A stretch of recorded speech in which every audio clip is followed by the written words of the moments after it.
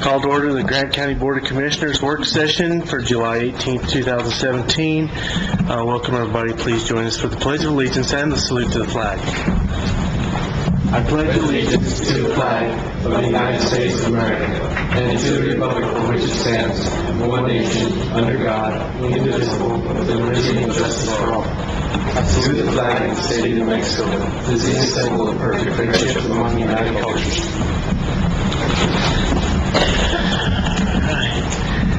I'm going to start today's meeting with a moment of silence for the Villanueva family.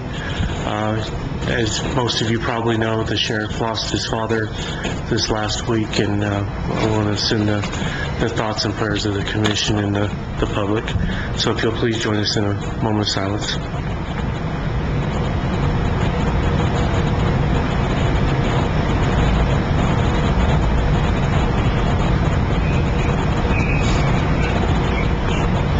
Thank you very much.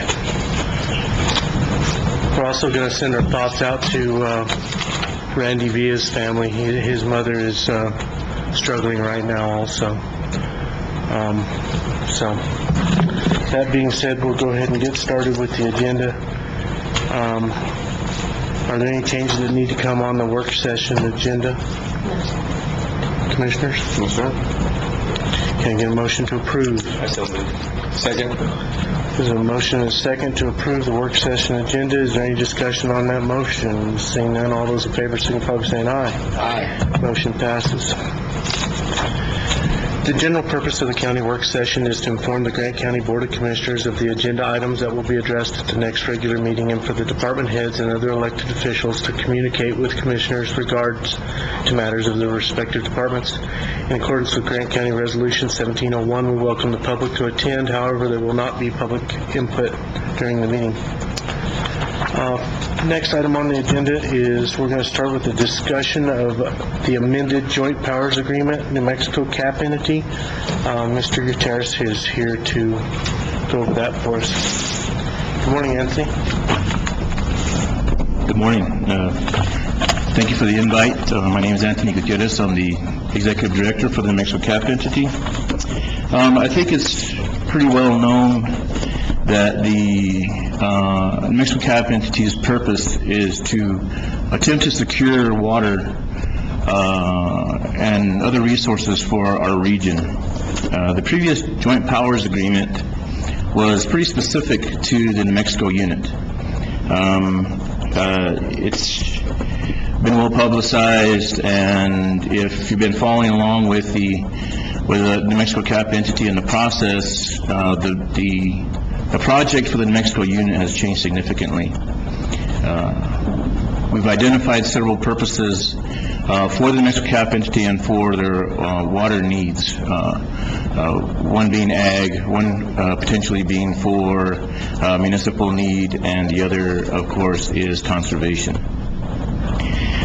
In order to accomplish those tasks, we already identified what the New Mexico unit is going to be, and it's moved from a large project that would attempt to meet all those needs to a smaller, more focused project, which would be primarily for agriculture.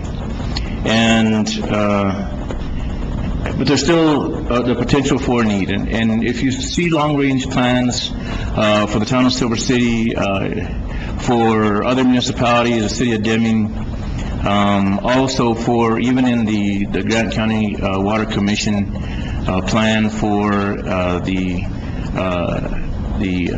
regional water project, you see that potential for surface water has been identified. And so with that, the board of the Mexico CAP entity has identified the potential of using existing infrastructure, which would be Freeport-McMoRan. Now, I do want to, before I get into the JPA, I do want to discuss what's happening with Freeport-McMoRan foremost. All we've had is very preliminary discussions. I know there potentially could be some questions There has been a lot of assumptions made on dealings with Freeport-McMoRan on a potential for an agreement already being discussed, and that's not necessarily, that's not true at all. The only thing that we've done with Freeport-McMoRan is open the door for what this JPA allows us to do. And if you read in the purposes on page 4 of the JPA, the first thing that it says is to investigate. The CAP entity wants to do is due diligence in any type of project that we find would be beneficial. One of those is to investigate the benefits. One of those is to investigate whether or not the infrastructure would actually, how much it would benefit. And so I think that this joint powers agreement, the amendment to it, allows us to do that. The New Mexico CAP entity wanted to hire an engineer to take a look at the infrastructure. We all know that infrastructure was built in the 1960s. It isn't still very functional, but it was built in. So we wanted to do some engineering analysis, and the old JPA didn't allow us to do that because it was just under the umbrella, solely under the umbrella of the Mexico unit. Well, Freeport-McMoRan's infrastructure is not under that project identification of the New Mexico unit. So we had to find some way to be able to take a look at that for security of that infrastructure, potential usage. It's been identified already for well recharge, for the potential for aquifer recharge. And so in order to get that done, in order to do any type of investigation, we had to amend the JPA. And the JPA is specific to that language. The only other change in the JPA is the addition of the Gas, Oil, and Water Conservation District to the CAP entity. And so, in a nutshell, that's what it is. We couldn't investigate doing anything with the Freeport infrastructure unless we amended JPA. And so, the JPA has been approved by the New Mexico CAP entity. The Interstate Stream Commission has also approved, and now we have several of the entities already. I think 4 of them have had their meetings and approved and are now members. And so I'd stand for any questions.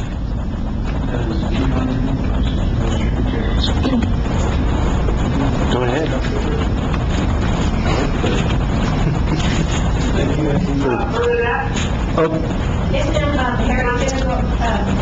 If it's easy for her to talk now, she should do it. Anthony Gutierrez has asked if there's any questions. Yeah, I can't hear Harris. Ah, well, maybe I haven't started talking yet. Harry's going to let you go first. No, I can't hear. Right, can you hear me now? Yes, that's better. I'm not wearing the thick, dark glasses that go with that question, but... Mr. Gutierrez, thank you very much for introducing the amended JPA. I wonder if you could give us some kind of idea of what might come out of this as a concrete project. I guess I'm operating under the assumption that even though you're going to investigate possibilities, you must have some concept that there's something that might come out the other end. Could you let us sort of visualize what this might look like? Sure, well, I don't know what it's going to look like, but I know what's, the city of Deming, Luna County, are, of course, part of the CAP entity and have been for, since the beginning. The initial New Mexico unit project identification came from them to be able to deliver municipal water to their area. The initial project for the New Mexico unit. Well, we weren't able to satisfy that for a number of reasons. Cost, number one, building new infrastructure over the Continental Divide, having a large enough reservoir to be able to do those type of things. So, since Freeport-McMoRan has that infrastructure already in place, not necessarily all the way into the Members Aquifer there would have to be some additional infrastructure built.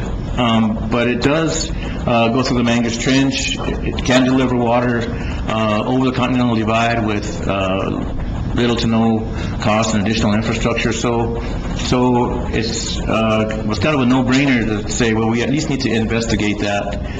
The original application was for assistance to recharge the aquifer. I think we had several discussions in previous county commission and on how that could potentially be delivered and how that could potentially be utilized on this side of the Continental Divide. And as I explained earlier, it already has been in long-range planning identified as a potential resource. And so that's why we wanted to investigate. We did open up discussions with Freeport-McMoRan, and of course, as they do with anything that has to do with our communities, they were more than willing to open up those discussions and sit down with us. Now, how it looks, what type of agreement or anything like that we currently don't have any of those things identified.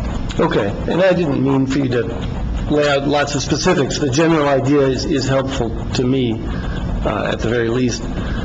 So if I'm understanding correctly, there could be improvements made to the existing diversion structure, to the storage, Bill Evans Lake, I assume there's a pumping station and a pipeline that brings it up to the Continental Divide, and then potentially an extension, because you mentioned Luna County and the city of Deming. All those things are possible outcomes. Is that the idea? I would say they're probably possible outcomes, but not so much the changing of their infrastructure. We really haven't identified that would be necessary. My understanding, when they were fully operational, they were able to deliver substantial amount of water to the mine. And so changes to the infrastructure, I don't think really have been identified. Now, maintenance to the existing infrastructure, I think that would have to be something that we'd have to take a look at for sure. Okay. But the extension part, then, that is... Certainly. Okay. Certainly. Is the existing diversion structure capable of meeting the requirements of the Consumptive Use and Forbearance Act, the CUFA? I think we're talking about two different things, and I want to explain. Okay. The FMI infrastructure has not been identified for taking AWSA water. There are existing adjudicated water rights connected to the Gila Basin and potentially could be connected to that infrastructure. There's already infrastructure. So surface water. So any negotiation would be outside of the AWSA, and solely at this point, at least, for adjudicated water. And in our preliminary discussions, that's the way Freeport-McMoRan they set that bar and said, we're not really interested in running AWSA water through our infrastructure. But potentially, we do want to insist in the fact that we do have adjudicated water that potentially we could make an agreement on. So this project wouldn't increase the total allocation of water available to our CAP entity or to the members of the CAP entity, is that correct? There'd be no increase, it would use existing adjudicated water rights? That's correct.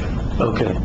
But it would use some AWSA funding through the New Mexico Unit Fund to somehow transport those existing water rights? That's correct. That's correct. Okay. So, and I'll explain again. The New Mexico Unit Fund is different than what we call the Lower Colorado Unit Fund, which there are two pots of money. The New Mexico Unit Fund has already become state money. Federal funding that comes to the state and New Mexico Unit Fund. Those have already been used for different projects. Different projects have been identified, have not had to go through the NEPA processes, as you're saying, don't necessarily have CUFA related to them. The only time CUFA comes into play is when you're actually taking AWSA water. Those set the parameters by which you can take it. Anything else is under the language in the act, I think, has to do with other water utilization alternatives. Is it, go ahead. I'm sorry, I even know what you're talking about, just to be clear. You're talking about entering into negotiations with Freeport-McMoRan to use their existing structure, which is Bill Evans Dam, but not for Arizona Water Settlements Act water? At this time, we weren't far enough in our conversations with Freeport-McMoRan, Commissioner, to be able to identify that as an AWSA New Mexico unit project. And that would require the NEPA for all of the infrastructure. It would require, like Commissioner Brown has indicated, requirements under the CUFA, and Freeport-McMoRan wasn't really to do that, even to discuss those at this point in time. But very preliminary discussions that we said. We've sat down with them a few times and kind of mulled it over, and they said, well, what do you want? And it's like, well, what do you got? So those have been the discussions to this point. But in order to put together an engineering plan or a business plan or any type of potential preliminary agreement, we have to be able to do that due diligence, and that's what the language in the JPA allows us to do. Although the language in the JPA does allow subsequently for an agreement to be done after the fact, that we still have to get approval from the TAP entity, from the Mexico Interstate Stream Commission, and I'm assuming the Department of Finance Administration. So those are,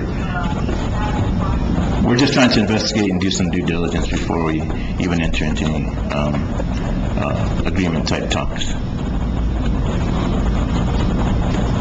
Okay, yeah, so I'm still a little unclear if these adjudicated water rights that would flow through that project and over the divide, who do those belong to, or is that even been identified? All of those resources haven't been identified. Okay. Currently, of course, I think that there are about 6,200 acre feet linked to the infrastructure itself. About 6,200 acre feet of adjudicated water to that infrastructure. That belongs to Freeport? That's correct. Oh, okay. That's correct. Okay, I'm more clear on that. And as I understand it, there's also the possibility of using treated water, at least post-closure at Tyrone. Is that also part of just trying to piece together the different sources of water that could be used in this project? We haven't discussed, Commissioner, we haven't really discussed those types of water. I know that in their operations, they have several different water resources that they actually take from the Gila Basin. They currently use wells for their water resource more than they do any type of water from the Bill Evans infrastructure. And so we are aware of that, but we haven't had any discussions with Freeport about it. And I do want to say, I understand it's preliminary to talk about all these things, you're just investigating it, but the reason I brought up the treated water is there have been, since I've been here, and probably well before that, discussions of what Freeport might do with very large amount of water rights that it owns, which I believe are something like 60,000 acre feet if you combine the mines. And some of those water rights will be used for post-mining water treatment. I recall that from my previous job. And one of the questions that came up then was, what are you going to do with all this water once it's treated? I felt they had to tell us if we were going to be trusting them. They're going to tell us what they're going to do with all that water. Something like 6,000 acre feet from Tyrone, not counting Chino. And one of the things that was suggested they could do would be to sell it to ranchers and farmers in the Members Valley, including Luna County and Grant County. So that's why I'm saying I believe that that's part of what has been discussed that could be used in this project. That all sounds familiar to you? I appreciate that, Commissioner. It's just not been part of our discussion. Very good, very good. One reason why I wanted to get to that question is it strikes me there's a large potential here that we will end up using public money to benefit private interests.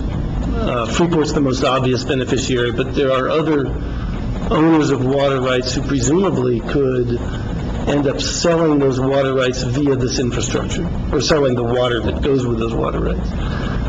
How are we going to avoid using public money for private benefit? Well, I think that has to be through a contractual agreement, Commissioner, if I'm not correct. In order for there to be any exchange, there would have to be a sale, some type of sale or lease agreement. I think public entities have, utilized those type of contractual agreements all the time.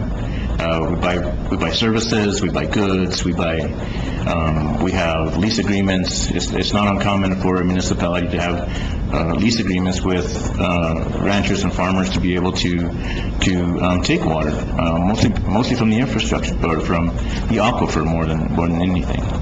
But in this instance, we've identified surface water.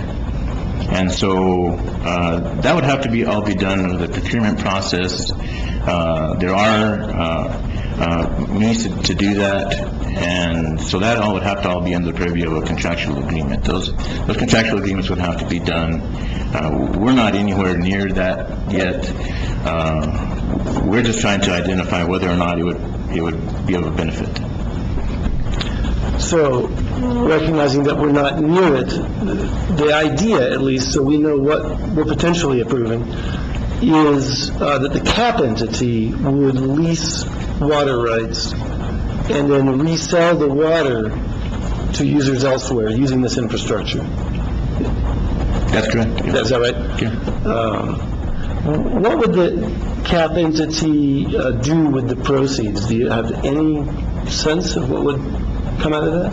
Well, we have a regional board. We have a regional board which consists of all of them being political entities of political subdivisions of the state. What we've discussed, and this also has to be done in part of what I would call a business plan, is much like the New Mexico Unit Fund. Even the JPA identifies that any of these funds would be set into a separate fund. And the CAP entity itself would determine how those monies were to be used. Much like the Interstate Stream Commission and the CAP entity determine how the New Mexico Unit Fund is going to be used. So I don't think that the process would be much different than the New Mexico Unit Fund process would be. I guess the difference would be that I envision the CAP entity as sort of a let's get this job done entity. And what I'm seeing here is the potential for a permanent entity where there's a permanent business, in effect, going on of leasing, transporting, and selling water. So that's a significant difference to me. I understand that, Commissioner, but it's not uncommon throughout the state of New Mexico and other states to have a water authority that does exactly that. And so there are a lot of examples. I know they just set one up on the east side of the state, off of the Pecos. A similar entity, there was a big joint powers agreement. They actually became a political subdivision of the state in New Mexico and were able to do exactly that, like you said. They became a water authority more than anything, but it's more regional. Right now, we don't have that. We have a regional water plan, and you can see throughout the state of New Mexico also, if you read the regional water plans from other communities, you can see they're doing exactly the same thing. They're trying to put their resources together to identify the benefits for every entity involved, and then try to get the most beneficial use out of that. So it's not uncommon. Okay, this has been very helpful to me and hopefully to others. We're actually talking about creating a new water authority, so I think that's a good way to look at it. I just have one more question, I guess, and it's as much for sitting commissioners as it is for you, and that's that it sounds very much like we're talking about moving water out of the Gila Valley and even out of Grant County. that the big demand is in Luna County. I believe that's where the aquifer has actually been declining and making it more difficult for farmers. So that it sounds like what we're talking about is doing something that this commission is on record as opposing, which is moving water out of Grant County. So I don't expect an answer right away, but I do want to point out that it strikes me this contradicts statements that we as a commission and that individuals as commissioners have made. If you would like to comment during your comment period or any other time about that, I'd appreciate knowing your perspectives on it. Thank you very much, Anthony. That wasn't a question. Anybody else have anything? Anthony, on the Grant Soil and Water Conservation District, what was the mechanism for adding them? Did they ask to be added, or? They asked to be added. That's correct. Were they on the original list? No, I don't think that they were. They actually had a meeting. I did a presentation to them months ago. They had subsequent meetings, had a vote, and that vote came out with wanting to join the New Mexico CAP entity. They made a request to join. In order for them to join, it has to go through the JPA process. And so we've done that process, and so now they are actually added on to this amendment. So the 2/3 of the members have voted to add them? That's correct. Okay.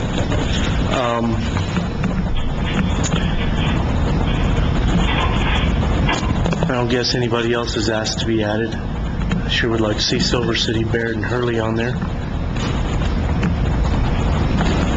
Too big of a decision for them not to have them. Mr. Chairman, I think that Commissioner Brown's comment is exactly what you're saying. The better the representation of the area, the more input you have into what happens with the project, what happens with the CAP entity as a whole, what happens with potential revenues that it may generate. All of those things are important to our area, and the better representation we have on the board, the more, that you're represented. Okay. And I guess, so that's the only two changes. Back to page 4. In this statement, just to answer Commissioner Brown's question, for me, to allow the New Mexico CAP entity to investigate or obtain through lease, purchase, or transfer mechanism the right to operate, manage, or utilize water resources infrastructure currently owned by Freeport-McMoRan as water utilization alternative to meet water supply demands in Southwest Water Planning Region of New Mexico. That does not constitute, if I voted for this, that I still do not agree that the water ought to leave Grant County. It allows you to talk to Freeport and see if you can use their infrastructure. So I have a disconnect there. Just so to answer your question from me only. Any other questions? I'd just like to say that I'm glad that we're looking at different alternatives. I don't think our first option is going very far. I really think that we need to utilize this money as soon as possible so we can, before we lose it, and make sure that we have a good finished product that's going to create an infrastructure for future waters for our children and our grandchildren and their children. And I think that's been the motivator for any of these projects, is to keep water here and make sure that we have water for the future, at least in my point of view. So I am glad that we're looking elsewhere to see what other projects we can utilize and move waters around. So, I'm glad that you're looking at the opportunity. Hopefully it's something that we can use. Again, like you've been saying, it's very early in the game to figure that part out, but it's good that we chat with Freeport-McMoRan and see what we can come up with. But I do favor this JPA, so thank you. Anybody else? Thanks, Anthony, for coming. Thank you. You betcha. Next item on the agenda is the Affordable Housing Plan. Ms. Lucero? Good morning, Commissioners. Good morning, Commissioners and staff. And it's good to see you, Mr. Caston. Usually it's Priscilla, but you don't have to call me Priscilla, but thank you.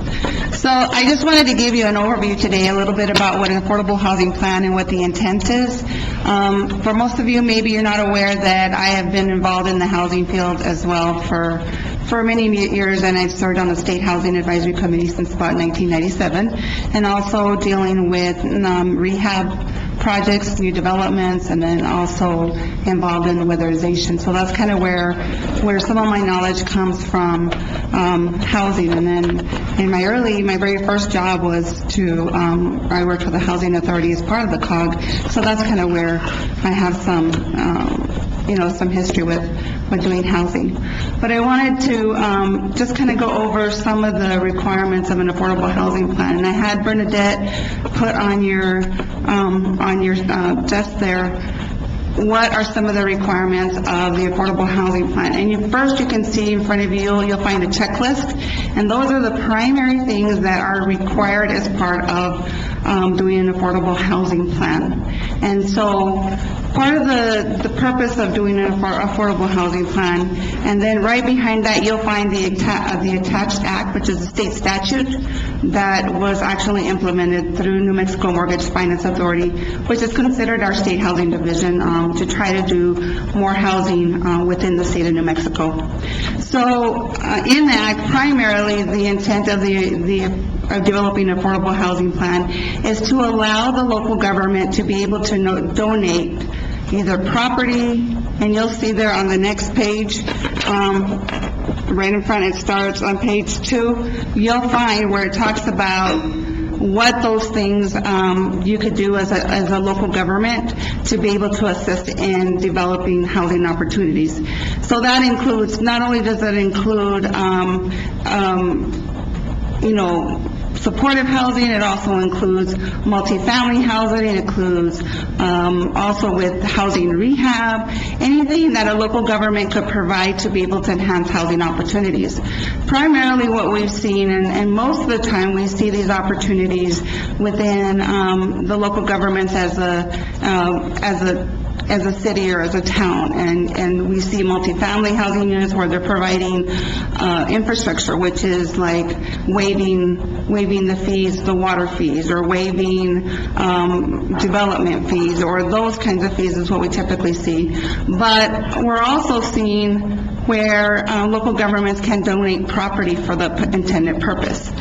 Now, the reason that we see so much of this now in New Mexico is that there is a move, number one, to provide more units for homeless people, but also be able to provide affordable housing for seniors and also for families. And so when you have developers that are actually applying for what we call New Market tax credit projects, the donation of these types of services, whether it's land or infrastructure, et cetera, really enhances the application in itself. And that is one of the major things that developers are looking at in partnering with either a nonprofit or a local government to be able to provide this type of housing in the state of New Mexico. So when we look at ranking and rating points, that is sometimes the one thing that can really move a project to being funded. You will find that in the New Market Tax Credit Program, those actual applications are extremely competitive. So just recently, starting in January, I had a staff person because I wasn't able to attend monthly meetings, and what it was a homeless toolkit workshop to be able to begin to look at how we can provide supportive housing services, not only in this county, but in my 4-county region. And that's kind of how we got into these conversations about the ability to provide an affordable housing plan.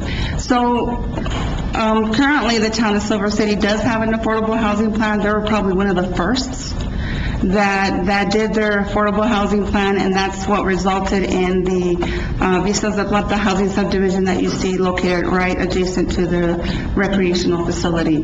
And so now that is now being able to be provided for the purposes of people building their own homes, utilizing USDA programs such as the it's a lower income mortgage, that's actually based on the amount of money that a family owns, or they can also use like first-time home buyer, down payment assistance, and then because the city donated the land, now that it made that more affordable, and so now you have people that typically wouldn't have been in housing or in housing too. And really, at that time, the intent there was to be able to provide more workforce housing, because we were seeing that we were losing those much-needed police officers, the nursing employees at the hospital, and so we felt that we needed to target that, and so we find that we have many families here that have not had that opportunity. So that's kind of like a big picture look at what the intent of an affordable housing plan would be for and why, and then I'm open to any questions that you may have regarding that, and see if I can answer them for you. Questions? No? No? Doesn't look like any questions today. Gee, that means they did a good job, right? There you go. Great. Thanks, Priscilla. And if you'd like any additional information, or if you would like to see what other types of housing have been done in other areas, please feel free, and I'd be happy to provide that kind of documentation to you as we move forward. Thank you. Thank you. Okay, we'll move into the review of the regular meeting agenda. So I'll turn the... Oh, I got Raul. I missed you. Sorry. PowerPoint presentation on PTD 1, 2, 3, 11, and 13. Mr. Assessor. I would have been okay if you guys would have continued. It would have been fine with me.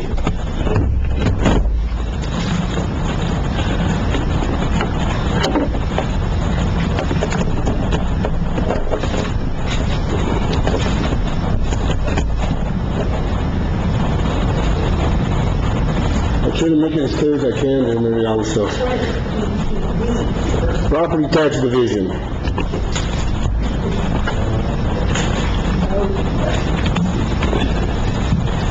Thank you very much, Mr. Chairman, board members, county attorney, county manager. Actually, every year we certify our values on local residential and non-residential, so I'm just going to give you a breakdown, and this is also included with the state assessed properties.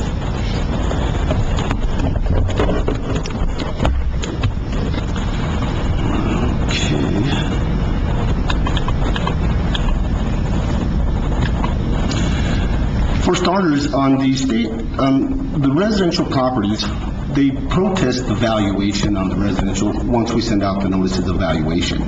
So if you look at the value of $1,150,322, that's being protested on the residential side, okay? And what that means is whenever we certify, we have to pull that value out, because it's either going to go to protest or it's going to be settled out of protest. The total unprotested value just on the residential side is $424,243,170. So on the next one, you have to add the actual state assessed property. What I mean by state assessed is your power companies, your railroads, cellular, and that all comes in through a property tax division under state assessed. So if you look at it in the non-residential, total protested property under the assessor is $4,833,774. State assessed on the protested $271,008. As you can see, Silver City, County, Baird, Santa Clara, Hurley, and Mimbres. What happens there is those values are based in that district, and so I have to actually pull them all out for it to be broken down into districts. So we have it combined. If you look at the total property with the assessor's office, it's $5,984,096. And once again, this is net taxable value. So state says, if you look at it, it didn't change from last year. It's $52,751,177. Total value for residential and non-residential combined is $574,502,953. So here we come on the residential side. Your base year, this is where they break down on the net new valuation, valuation maintenance, and unprotested values to your net total, net taxable value. As you can see, the base value of last year was $412,091,256. The net new on just residential property only is $2,298,798. Valuation maintenance, $9,853,116. So the total unprotested value is $424,243,170. So on your total net taxable value is $425,393,492. And what that means is, once we go to protest, a lot of those values will be placed back into the assessment process. We have the non-residential side, and that's commercial properties and also vacant land. On the totals, base value of last year is $152,276,398, and your total protested value is $4,833,774, and your net taxable value is $155,193,557. So the valuation is a lot lower from the residential to the non-residential. We have to break it down on the combined previous base value. Look at $564,367,654. On your total net taxable value is $580,487,049. Actually, the valuation is based on a positive $13 million. That's some change. The PTD 11s, the PTD 11s is actually the cattle, and I was kind of explaining it to Commissioner Brown that if you look at the value, we've lost actually $2 million in cattle, and the cattle count is pretty much consistent, but the value, and what I don't understand is when we received the rate from the state, it actually brought it down. I couldn't believe it how much it brought it down. So we have actually lost over $2 million in valuation just on cattle, okay? That's in 1 year for the year 2017. That I simply don't understand because of the price of beef is a lot higher, and I don't know, I mean, from 1 year, for the last 2 years. Oh, no. Gee, what I don't understand is if cattle, okay, and these sale barns, and that's how they actually get the valuation, and then the state actually brings us a rate, and they're considerably low. And I think I'm actually going to question it. No, 2016 was probably the peak of a 30-year cycle. Okay. So you had beef cattle were bringing a premium at that point. And actually, it may have been 2015 was the peak of a 30-year cycle. Okay. So since then, cattle prices have tapered off significantly. And in 2017, would it drop that much there, Commissioner Brown? So you're talking from 2016 to 17? 16 to 17. Yeah, we'd have to dig out those figures. I mean, have you looked at those? Yes, I haven't, no, I have not. I just actually get the rates from the state, and I just, plug them in. So who sets those rates? There's actually from Property Tax Division. Oh, okay. Yeah. And so where do they get their information from the They actually USDA? go through cattle, they actually go through those sale barns. Okay. And a lot of it also is from Las Cruces from New Mexico State under their ag department. Okay, thanks. So like I said, I'm going to question it, and I'm going to see exactly the specified. What was the rate last year? The rate last year, if you look at the value last year, the base value was $8,766,928, and this year is $6,789,605. So that's, yeah. So this isn't a difference in reporting in Grant County, it's a difference in what the state is telling you cattle. That's exactly right. Okay. And not only that, there, Commissioner Billings, what happens is each county has different rates. Okay, like Chaves County, Roosevelt County, they have different rates, and we're different classifications. So I'm kind of, like I said, I'm kind of surprised about it. Why do they have different? Well, the rates would be for, not it would be rates, it would be actually classifications. Okay, and like I said, I really would like to question all this. And so will you question this with the state? Yes, I would. Okay. Yes. Make sure I'm interpreting things correctly. The number column refers to the number of, I assume, cows. I don't know if they're animal units or actual cows. I'm familiar with the Forest Service use of animal units, but these are actual cows? Yeah, they're actually cattle. It's actually llamas, horses, and sheep, All right, so let's stick to cows. No, that's all, because that'll have to be on the, that'll have to be on the rules. And it looks like that has declined, but negligibly, right? Well, actually, look at the From total. 28.3 to 28.2. So it stays pretty, If I'm seeing that right, it's essentially the same. pretty consistent. So all that 25% or so is value per cow. Per animal, that is correct. Bernadette?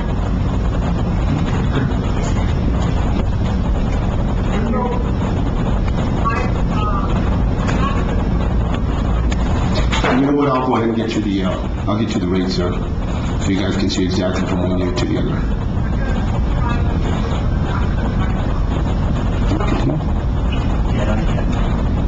This is on my phone. Number's too little. Well, I can tell you just from one operation, we made significant profit in 2015. It was a peak of a 30-year cycle. We lost money in 2016, and we will lose money in 2017. And that's because of cattle prices more than anything. Now, you'd have to get those figures out and see how the state came up with their figures. I'm sure they have some sort of a pretty significant You guys process. have some kind of justification on it. On the watershed, okay, these are the PTD 13s. We go through the same process because it's a special district and the values have to be brought up on the residential, non-residential side also. Previous base value is $4,830,091. And net year was $222,293. Your valuation maintenance is $57,674. So the unprotested value is $5,110,058.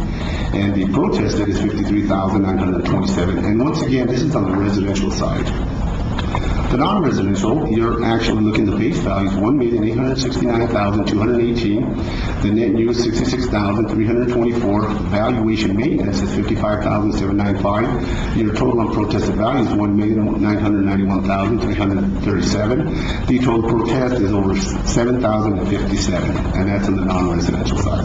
So your net taxable value is $1,998,394. And once again, we actually have to combine your residential and non-residential. So your base value was $6,669,309. So on your net total net taxable value, you're looking at $7,162,374. So there is a small increase. I want to also place the copper production valuation, and that's all the mines from Chino Mines all the way to Tyrone. And in 2016, they look at $227 million. Once again, this is net taxable value, $121,258. 2017 is $219,831,350. And that's actually based on a 3-year average. So we're looking at a loss of $7,289,908. And once again, once it goes to the state, I have no idea what number is going to come back by whenever the tax is. It'll either come back high or it'll come back low. It all varies once we set our abstracts, our warrants to the state. I did run the valuations through the yield control, so everything's pretty much going to stay the same with the rate. Here is the comparisons there, Commissioners. And if you look at the livestock, you're looking, once again, 22% of a loss.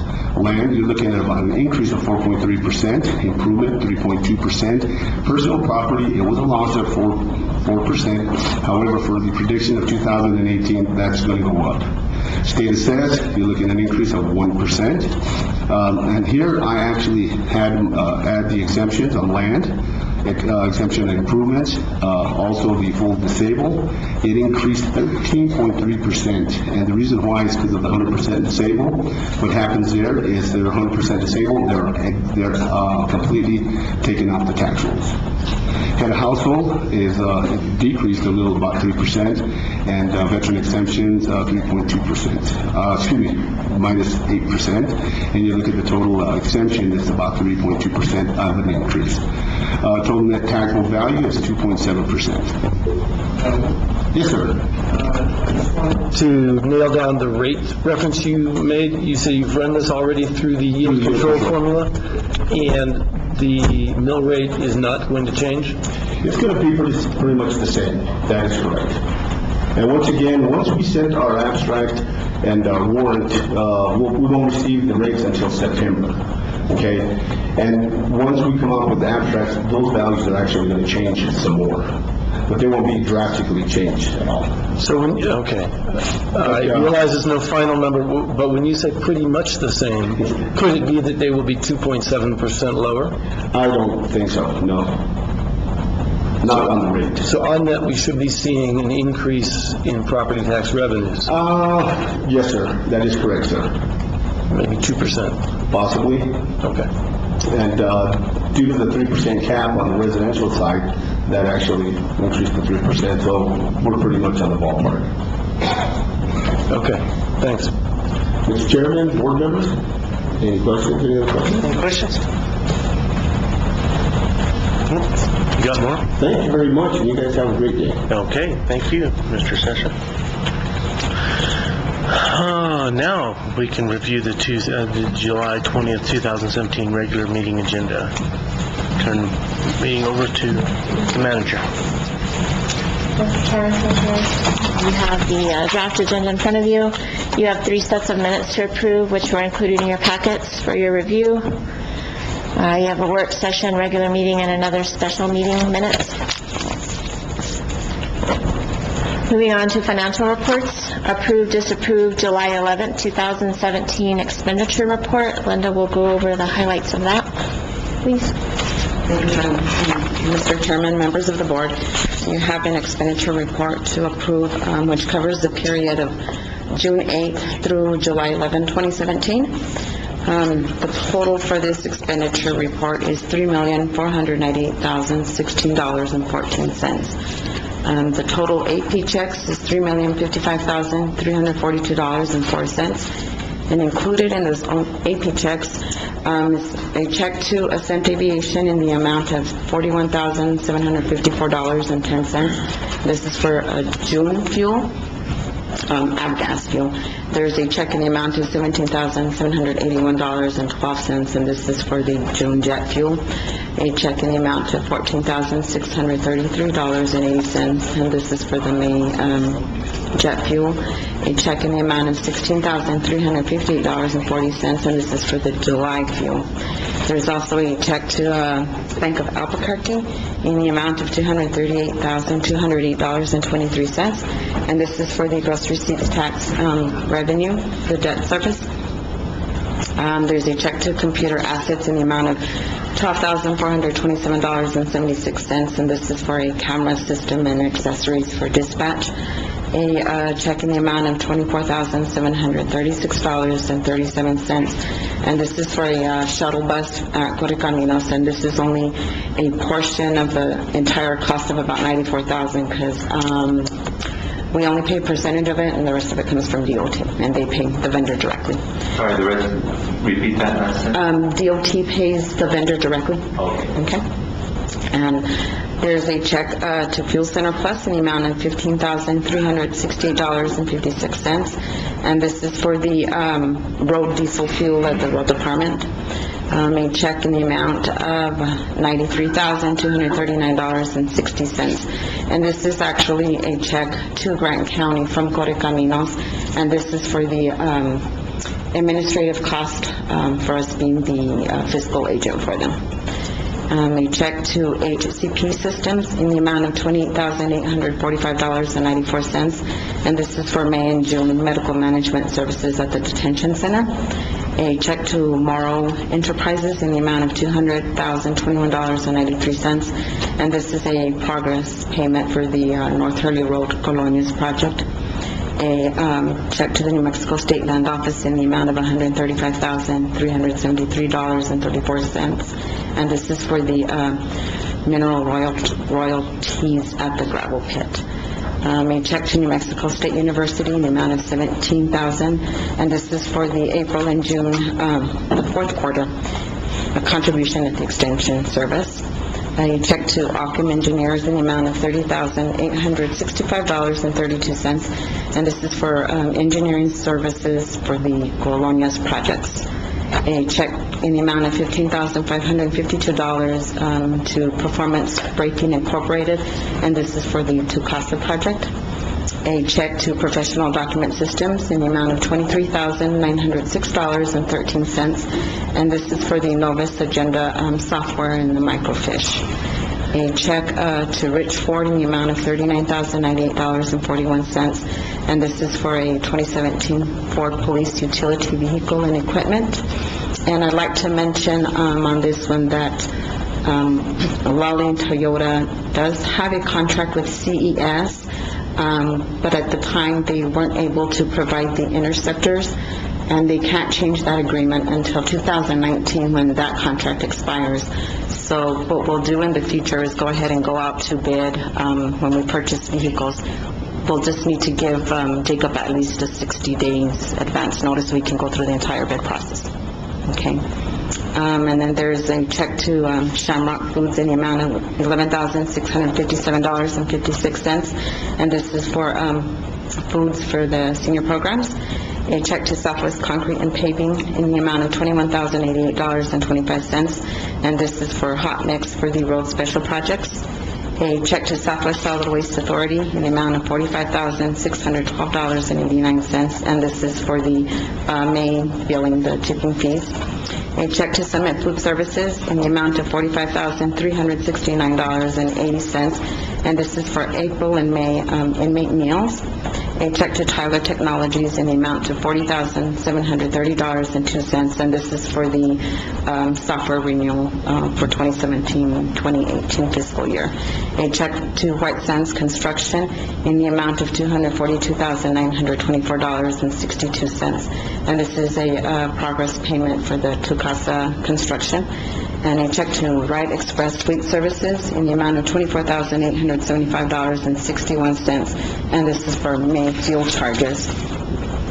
And then we also have payroll checks for pay period 12 and 13 totaling $442,674.10. That's what I have. Any questions? Although it might be for two people, for Mr. Flam and Ms. Webb, is the 60-day procurement on a vehicle a hardship for either of you? It's not for our office, we're just saying that if you want to be able to give the local vendors the opportunity, then we need more advance notice than what we typically have received in the past. Sure. I'm just wondering if there's a cost, so. I just know that most of the time we look at state contracts. I did not know until now that we had a contract with Lally was never going to be competitive. But like anyone else, I like to keep our business going. Sure. And my question really is, I think we're all in favor of that. I just want to know if there's if that poses a problem for either of you, because it means you'll have to wait longer to get a vehicle when you identify the need. That's correct. And that you're all okay with that? Excellent. Great. That's what I wanted to hear. Thank you. Thank you, Linda. Yeah, Linda, that whole list that you just read, how do you determine which items you place on that list? Is that just a random sampling? Or? No, expenses are 10,000 and above. Okay, thank you. And so you obviously have a list of that in front of you? Yes. Could we have, or do we have a copy of that and I can't find it, or could we have a copy next I time? can provide you with a copy. Okay, thanks. It'd be a lot easier for me to follow with my hearing if I had it in front of me and I could just move down with you. Thank you. Thank you. I don't want to create extra work for you, but it'd be really helpful. No, no problem. You don't have to. Okay. All right, moving on to new business. Item E, approve, disapprove proclamation declaring July 22nd, 2017 through July 30th, 2017 as Clay Festival Week. That proclamation is in your packets. I believe we've done this in the past. Item F, approve, disapprove appointment of representative and alternate for the New Mexico CAP entity Anthony requested that we place this on our agenda for appointments of those individuals. And we already appointed the committees in January, so we're just sending those names up to them? Unless there's any changes. I mean, they've asked every entity to revisit, so we could leave it. I'll just submit those names, and that's simple. I didn't think about that. Yeah, because we've Because we already did done that our in January. appointments. Yes, For the record, I'll indicate again my interest in serving. absolutely. And I'm sure next year it'll be fine. But we've already appointed those, and we all agreed on them, and I understand. that's all I'm saying. I understand. Okay.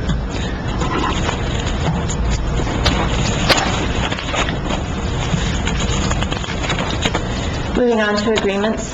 Item G, approve, disapprove Second Amendment to Agreement A1522 between the County of Grant and High Desert Humane Society. This amendment just extends the term for another year. No other terms of the agreement have changed. It's just just renewing it for an additional year. Yes, sir. By Thursday, we can correct in the text and the title, it's the High Desert Humane Society. I like that better. Definitely sweeter sounding.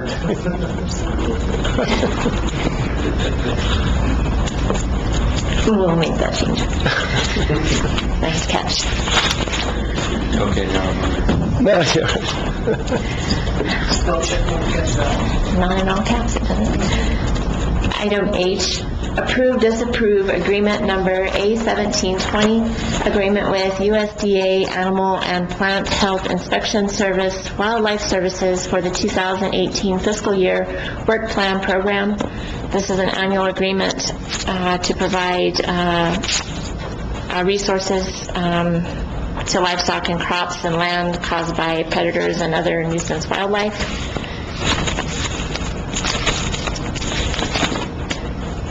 Any questions?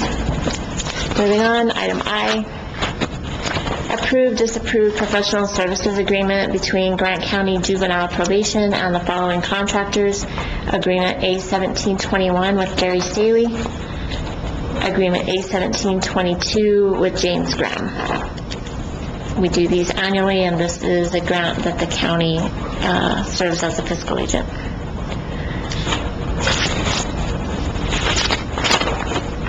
Item J, approve, disapprove professional services agreement between Grant County Surveillance Program and the following contractors. Agreement A1723 with Felix Ortega, and Agreement A1724 with Luis Alvarado. This is for the adult surveillance program that Margaret Begay comes and reports to you annually. These are her contractors. Item K, approve, disapprove agreement A1725, amended joint powers agreement, New Mexico CAP entity. Anthony was here to discuss, address some of your questions. If you have any other questions, he will not be available on Thursday, so please let me know and I can forward those questions to him.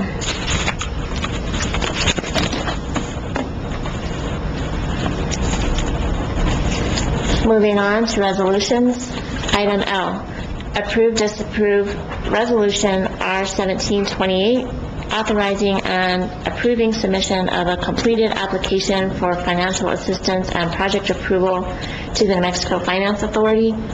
And this is for financial assistance with the asset management plan. They will pay for a portion of that. Questions so far?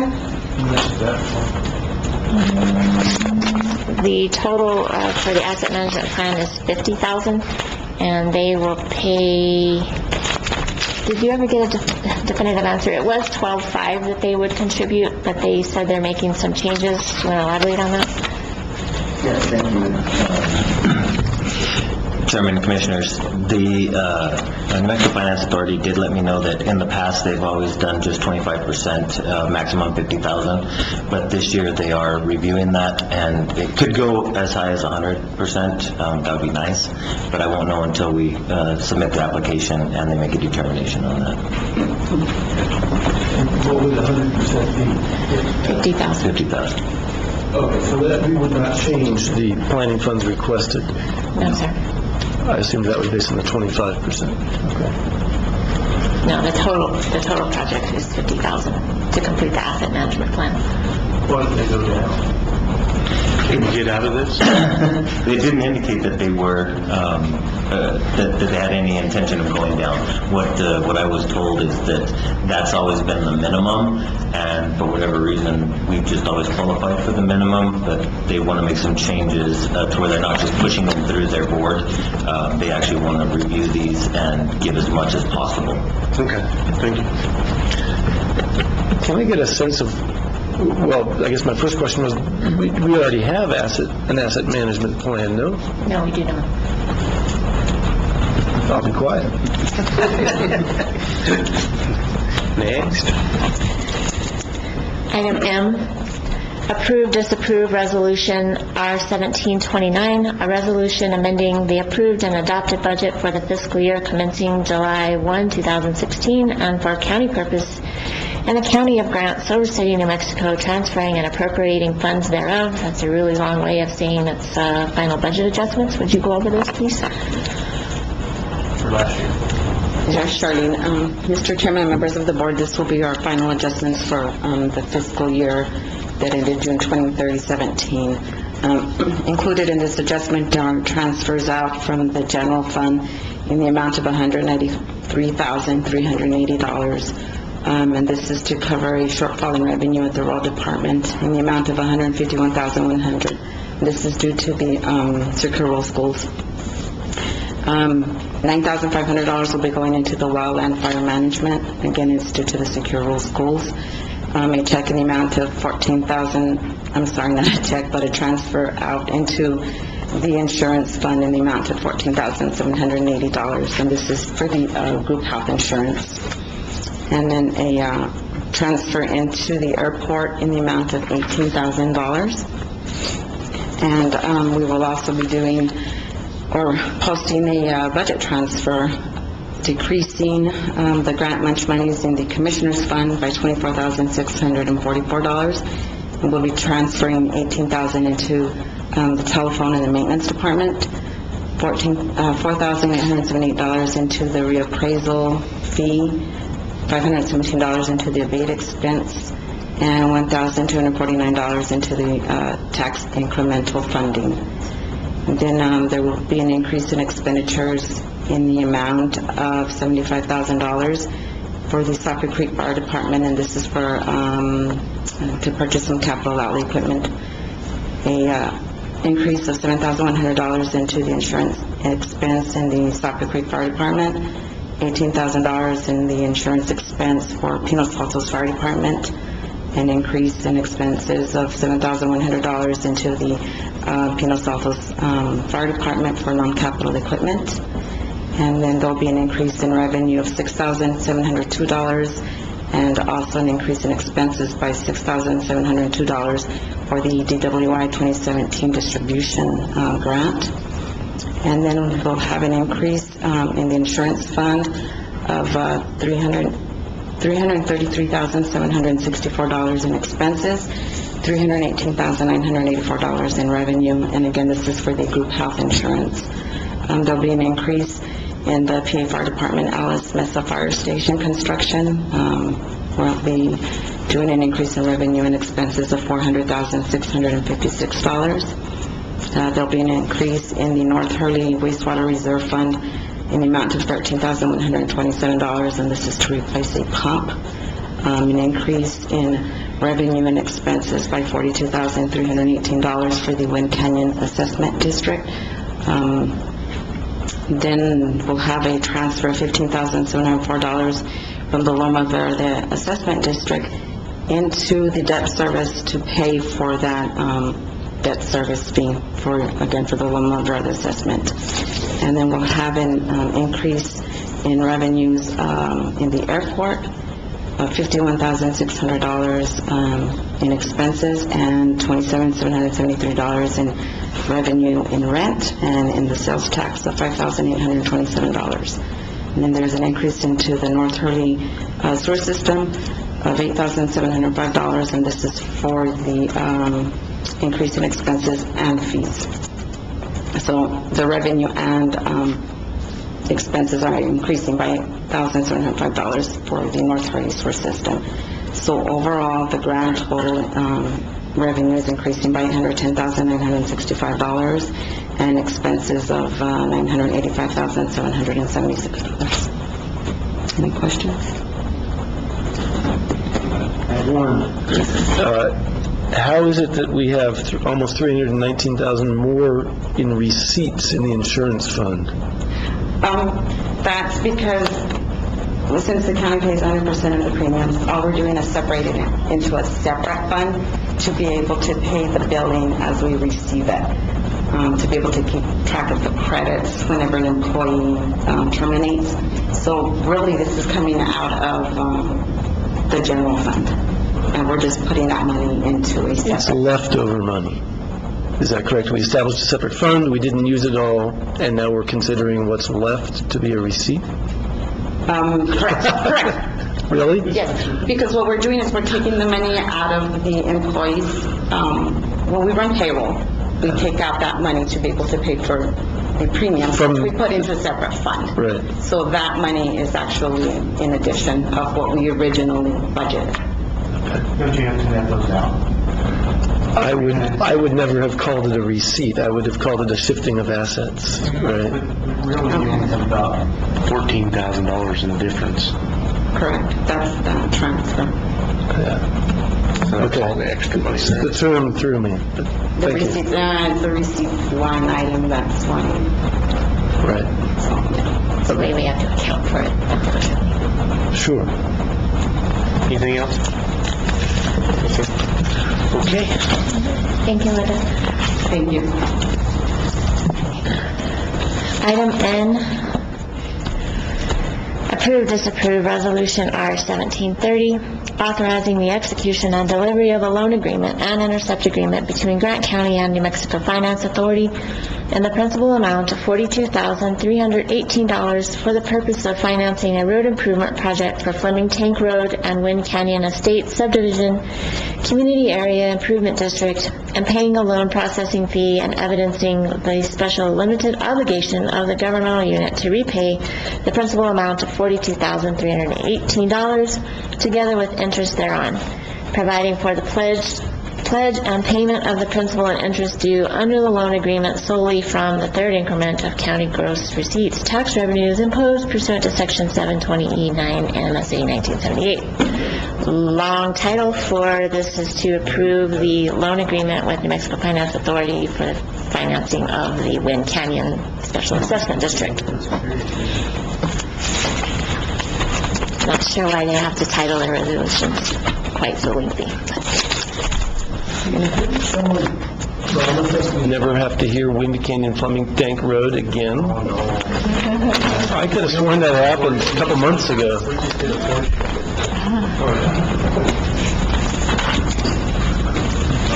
Any questions so far? No? Item O, approve, disapprove Resolution R-1731, a resolution authorizing submission of an application for airport aid to the Federal Aviation Administration, obligation of sponsor matching funds, and authorization to accept the resulting grant offers, and the execution of contract documents for the following project: to install emergency generator at the Grant County Silver City Airport. Misha, if you want to go over that, please. Commissioners. So, we've been working with our contracted contractor for the airport, and the FAA identified installation of an emergency generator for the terminal. And this is the application for the grant to get the FAA to pay. Pretty much they're going to pay 97% of the cost. The county will have, 90 94%. 95%? Because I know we have, yeah, that's 95% because we'll pay 2.5% and then the state will kick in another 2.5%. So, further on down, we've already done the bid process, and we're asking you to do that. Further down on the list is to accept the bid. It is contingent upon receiving of this grant. Any questions? Thank you. Item P, approve, disapprove Resolution R-1732, Notice of Intent to Consider an Ordinance Authorizing the Operation of Off-Highway Motor Vehicles on Streets or Highways Owned and Controlled by Grant County. Abby, do you want to go over the changes? There really aren't any changes, excuse me, Mr. Chairman, there really aren't any changes other than we're moving it to the next month. And then there, in the draft, I took out that first description of the off-highway vehicle thing. So it's just the recreational vehicles now. Does that make sense? Yeah. Just what I would call side-by-side or UTV. Right. Okay. If you all wanted to have more discussions about further revisions you'd like to make, things you'd like to see in there, you're welcome to stop by. You're welcome to bring it up now, or... I think that Commissioner Edwards has a couple of amendments she's going to propose on Thursday on it. That's what she indicated to me. Okay. And we'll either vote those amendments up or down, and then in a month. Right, so you'll make the suggestions to me, I'll put them in there, and then you'll approve them or not approve them in a month. And in the meantime, you can also come in and make suggestions. Whatever you like. Okay. Are we expecting, have we invited, I suppose I should ask, public input at Thursday's meeting apart from the normal public input? In other words, on this proposed ordinance in particular? That would just be up to individuals to do. Well, we don't publicize it, but... All right. Well, so we sort of do. We put it in the papers, and it's going to be on the agenda, and But we're not carving out a special portion of the agenda, for example, to hear about this. Okay. But when we come to that agenda item, discussion, everyone can, we've always let the public speak at that time. That would be your intention again? Okay. All right. She must be backing up. Or she's next to a truck. Or maybe there's a trash truck. Any other questions, comments? No? Moving on to bids and requests for proposals. Item Q, approve, disapprove bid number B1701, digital sign for the Grant County Veterans Business Conference Center. This is for a double-sided digital sign that was part of the original scope of construction that we separated out from the original bid. We only had one response, and that was J&J Signs, in the amount of $130,067.15. However, WNMU, Dr. Shepard, we're working on a draft MOU for his final comments for WNMU to pay for half of the cost, excluding the portion of the Ace Hardware, which we're responsible for, but for him to pay for half in exchange for advertising WNMU events on the sign. So that will be quite helpful to receive half of the cost of that.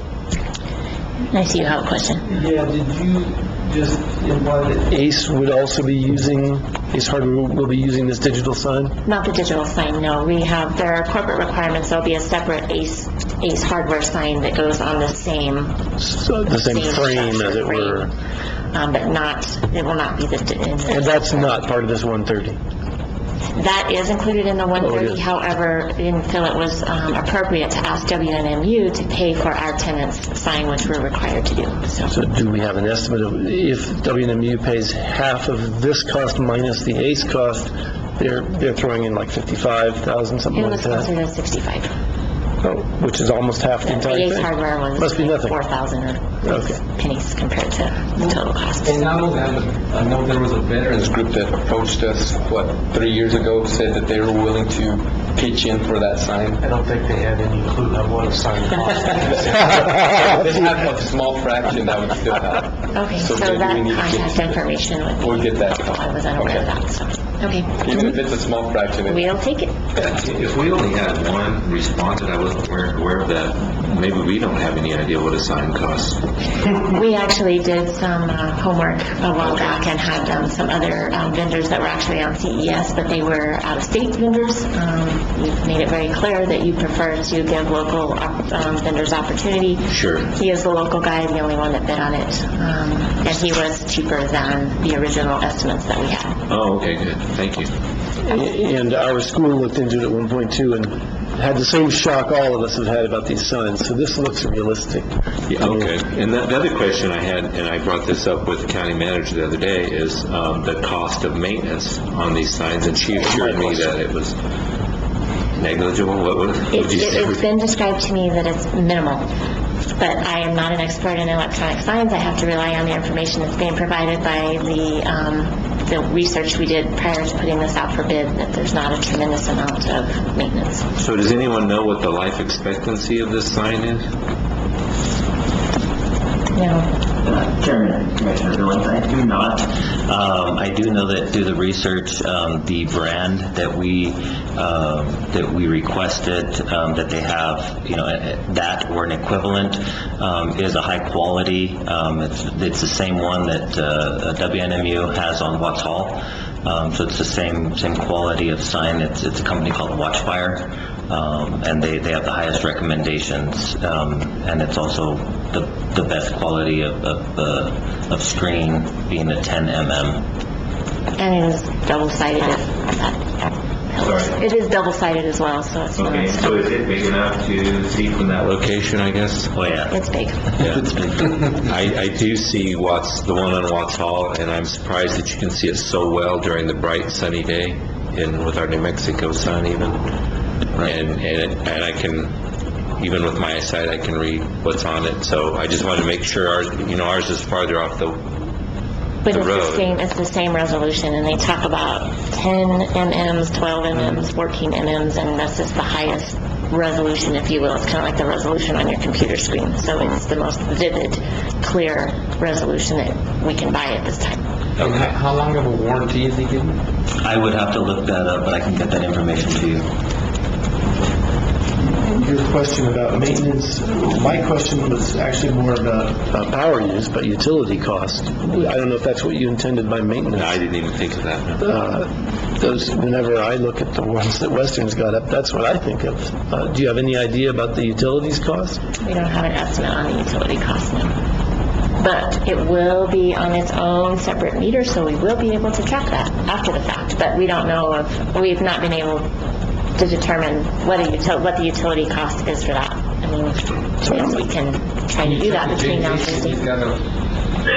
Bernadette, can you hear me? Yes, I can. I don't mean to throw a large wrench in things, but I have to say I'm somewhat skeptical that this could be worth $65,000 even at the half price. That's a year almost of managing the convention center. I guess I would love it if someone could tell me why it's worth so much to have this sign. You gotta promote your events. People don't know there's something going on there, they're not gonna use it. So, I guess you're talking about events that you're promoting to a local population. If we're bringing in events from outside, Those people won't need it near so much. they won't need it. Yeah. Alicia cannot hear, or Commissioner Edwards cannot hear your discussion. Okay. Sorry. Our question is, has anybody asked what it would cost if they went solar opposed to... No, but that can always be added. Yeah.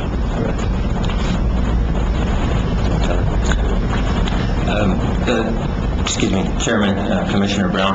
One thing that we are entertaining, and it was one of the things that John from J&J Signs brought up, is it does give us an ability, if we want to look at it in the future, for people to pay to advertise on that sign also.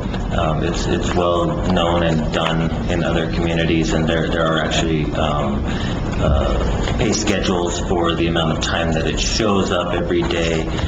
So that is something that we can look at, and I actually have already instructed John to get me the information as much as possible as to what that structure looks like, so we can look at it internally and see if that's something that we want to do, along with just advertising for events that rent the convention center from us. Will we get a visual of what this will look like? I have something that I can definitely present to you that was drawn up, has kind of a two-scale drawing of it, but it'll be on the existing poles that we have there currently. And then, if I remember correctly, I can't remember the width, but I can get that information to you, but I know it's 5.5 feet tall, is how tall the screen is, and then by the width. That's just a screen? The screen, yes. And it's basically the size of the Walmart sign was? Yes. In between them? Yes. Yeah, we were trying to utilize the existing poles. The structure was looked at, and it is sound. The metal that's used is very thick. It's concreted in the ground, so that was able to help with the cost by not having to put up some additional poles there to raise it up. So 5.5 by, I'll get that information. mine's a 4 by 8, kind of compare. Yeah, I was thinking probably roughly 2 to 1. Okay. Further questions? You're a lot closer to the road. Yeah, and the reason that this is going to have its own meter is because it does use 70, I believe it was 70 watts, because it's 35 watts per side. So we do have some information as to the amount of electricity that will be used on that, and that's been provided to P&M because we have to get a complete meter read for it. You mean amps? I mean amps, I'm sorry, yes, amps. No way it'll use 35 watts per side. Amps, At 240 or at 120? 240. Yeah, that's a lot. Okay. So I don't know where the solar aspect could come in to assist us there.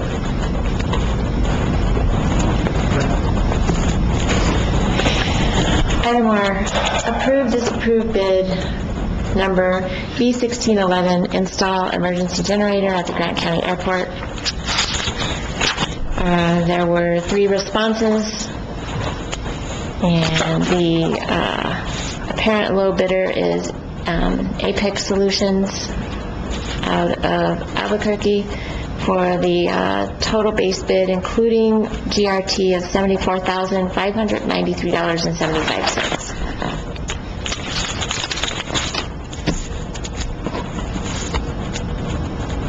As Misha stated earlier, the grounds will pay for 95% of that. We'll come up with 2.5%. The state will pay for 2.5%. And The place that shows us how big a generator that is.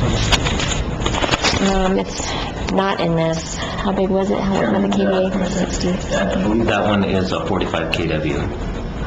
And it is a Caterpillar generator, diesel generator. More questions, comments on that item? Next item S, approve, disapprove RFP 1701, Grant County Advisory Services. 4 RFPs were received from Quorum Health Resources, Stroudwater Associates, which was non-responsive due to omission of some required documentation, Juniper Advisory, and Huron Transaction Advisory. And the recommendation from the committee who reviewed, which consisted of Commissioner Caston, Commissioner Edwards, and myself, will be Juniper Advisory. Questions, comments? I just want to state that I really felt as though Juniper and Huron were both adequate. However, Juniper really did stand out at the end of being the best to give us those services to evaluate the hospital's ability to continue as a standalone entity.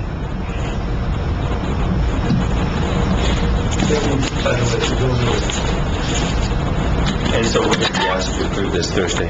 Yes, sir. Okay. And you have an amount that's going to be disclosed? It's based on the amount of time it takes to complete the process.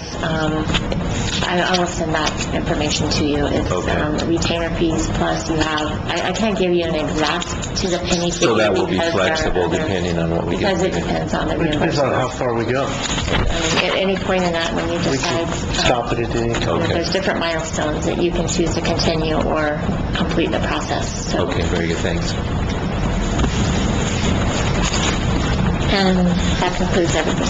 I think you want to add an executive session, don't you? I did forget that, yes. I have a request from a couple of commissioners to have executive session, which we will do for Pertaining to? threat and litigation.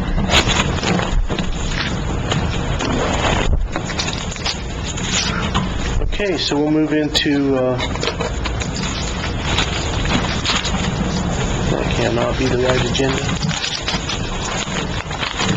Move into county reports, and I'm going to let Carrie from the Health Council go first today.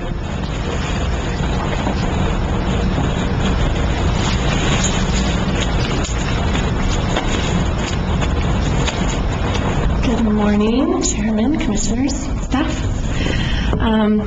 Just wanted to, with the intention of kind of expanding some communication about some latest updates from the Grant County Community Health Council.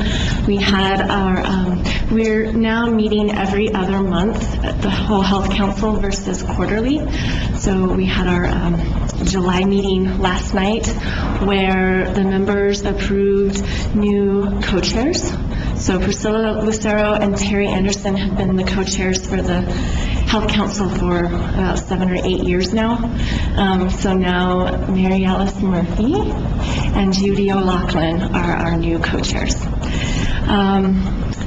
I sit on the board for the New Mexico Alliance of Health Councils, and we have a monthly board meeting via the phone. And at our last board meeting last week, there was kind of a informal announcement of some beginning conversations that are happening between the executive director and the president of New Mexico Alliance of Health Councils, starting conversations with the New Mexico Association of Counties. And I just wanted to kind of plant the seed out there that is starting to happen. It's too early to tell exactly what those conversations are going to lead to, but I believe the hope is that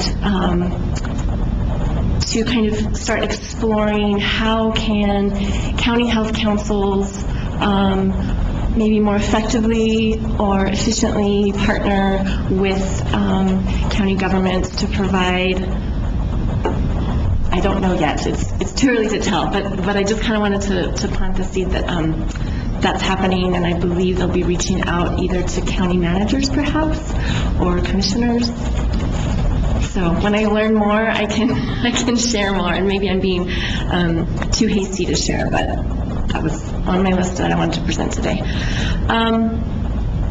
Also, Department of Health still provides some monies to county health councils. And so I've just recently received the 2017-2018 deliverables required by DOH. And what they're asking county health councils this year is for the health councils to decide on a specific priority to focus efforts around for the year, and including whatever that's going to look like for as far as programmatic or community outreach, utilizing some evidence-based strategies to show some kind of outcome at the end of the year. And all of this is around conversations from the Department of Health looking at what can we do to try to beef up our case for the state to fund health councils again.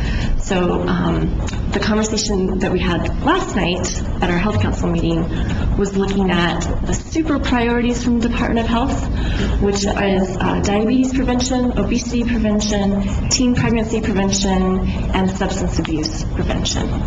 So I'm happy to share that language with you all if you want that much information. I'm not sure, but we're looking at some of the existing programs that are happening, especially around substance abuse prevention with the inmate support program and Tu Casa. Just kind of that's where we're at in terms of being able to receive the money from DOH this year. And just wanted to offer a reminder for, I believe you've all received invitations for a breakfast, an informational breakfast hosted by the Community Partnerships for Children on July 25th at 8 to 9:30 in the morning. They have a national expert in the shared services business model coming in to do an all-day training with the Community Partnerships for Children's Committee.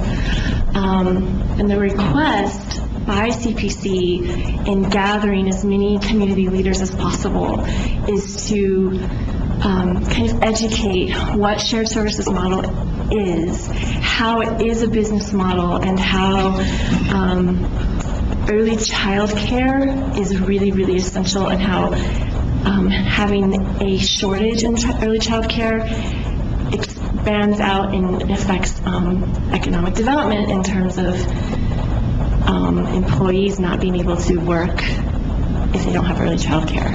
So if you have any questions about that or you did not receive that invitation, I am happy to facilitate so that you do get that information. And lastly,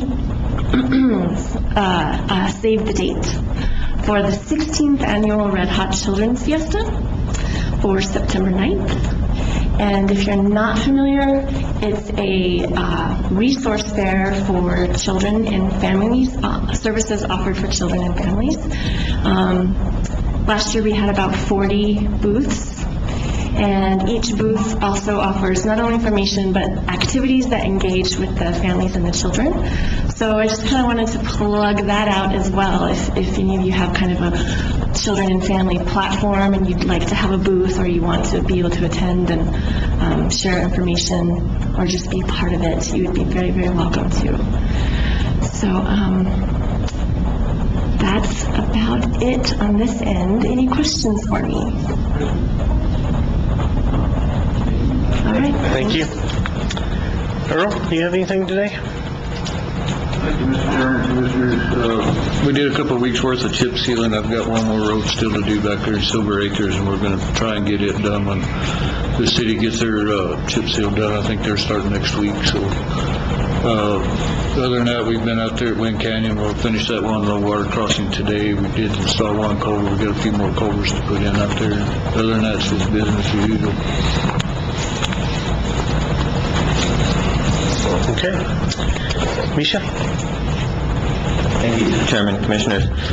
Just a little update on Tu Casa framing. Started yesterday, and we still need to get in to finish up the trenching for the finalizing the water and sewer. We're just waiting on survey. They have to survey the center line for that, and then Earl will get out there and get that finished up. LS Mesa, the construction is complete. We did a walkthrough, and now we have it's an extensive punch list, but they've got 30 days to get that punch list completed so we can finalize that project up there.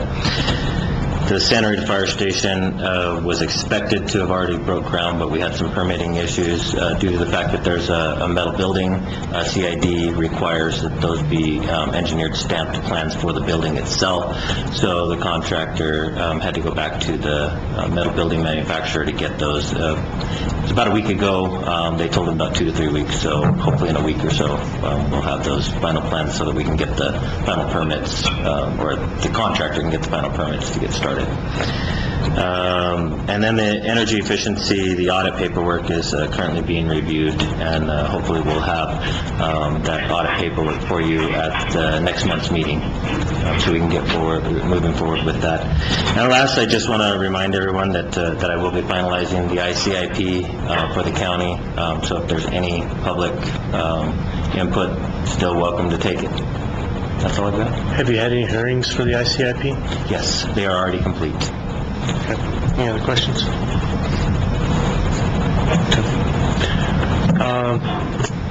Today, I know that we already talked about Randy's not here because of his mom, and Mike is doing a special transport today for a special convict himself.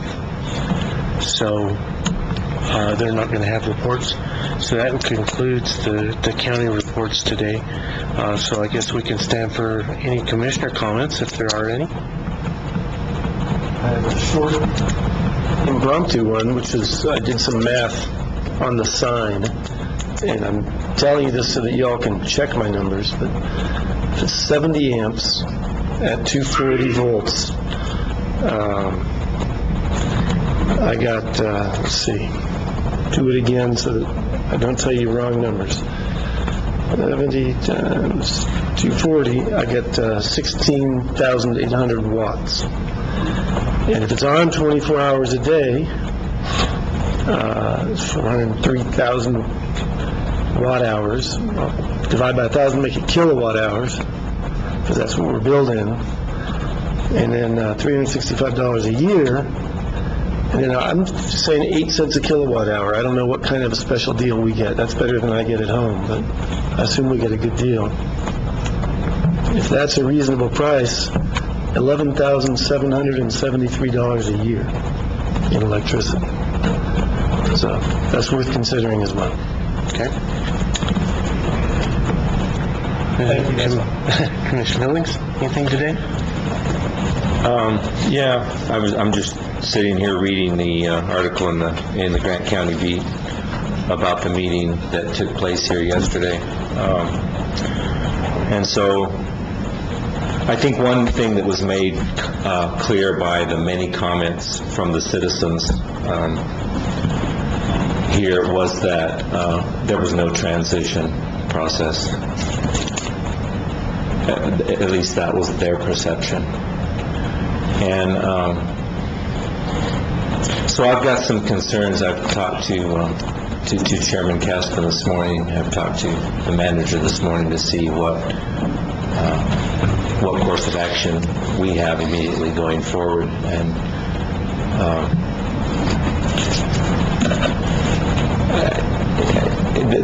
the room was filled with emotion yesterday because cancer severely affects the lives of the people it touch. There were some people here who no doubt won't beat this. There were some sick people here last night, ill people, who aren't going to beat this, and they're in this for the struggle of their life, and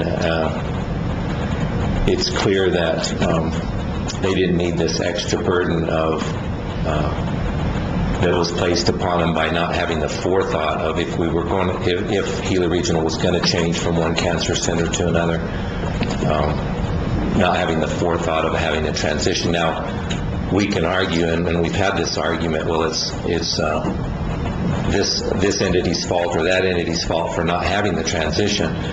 But the problem is that all should have been communicated out ahead of time, and a year ago, I mean, they were thinking about doing this a year ago. They should have been thinking about the transition a year ago, where these patients are not now, even this morning, after UNM has been brought on board as the new cancer center provider. they're wondering what they're going to do and what their options are.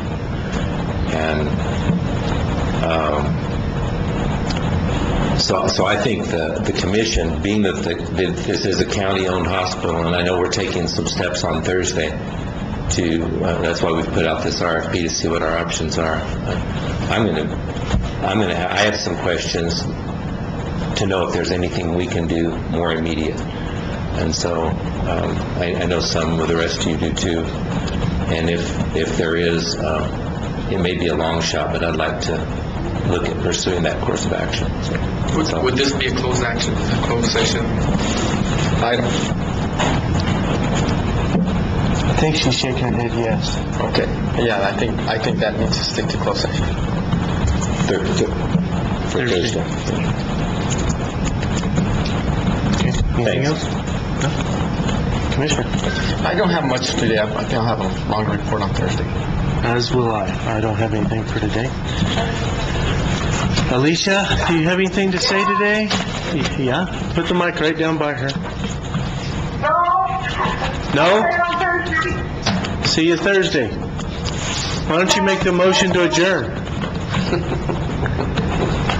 If I could hear you, I would. Alicia? Make the motion to adjourn.